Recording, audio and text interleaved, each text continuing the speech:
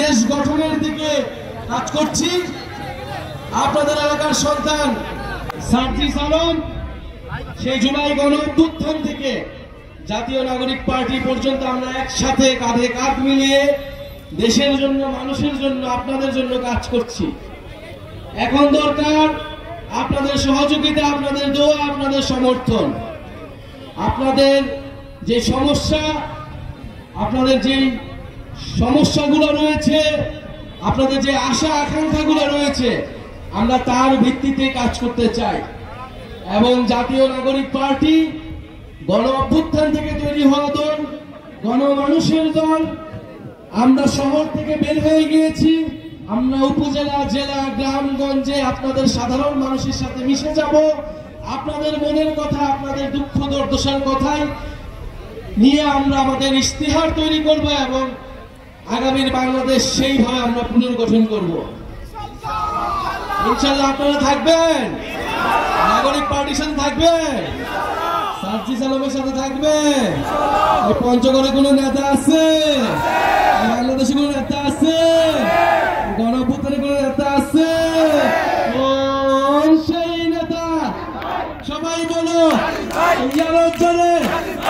একসাথে একতালে সারা দেশে, পঞ্চগড়ে, দেবীগঞ্জে, সারা দেশে, সংসদে, সংগ্রামে, রাজপথে, ছাত্রদের, শ্রমিকের, জনতা, সারা দেশে নেতা আমাদের, তোমার নেতা, আমার নেতা, সারা দেশে।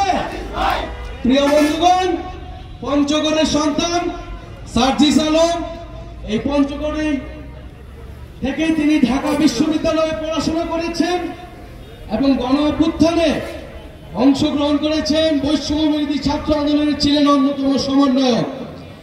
আর সেই বৈষম্যবিরোধী ছাত্র আন্দোলন থেকে আমরা জাতীয় নাগরিক পার্টি, বাংলাদেশের মানুষের নাগরিক হয়ে ওঠার যে লড়াই, সেই লড়াইয়ের জন্য আমাদের এই নতুন দলটি নতুন হলেও আমাদের স্বপ্ন বড়। আমরা মানুষের যেই গণ অভ্যুত্থানের যে জীবনদান, রক্তদান, তার ঋণ শোধ করতে এই দল।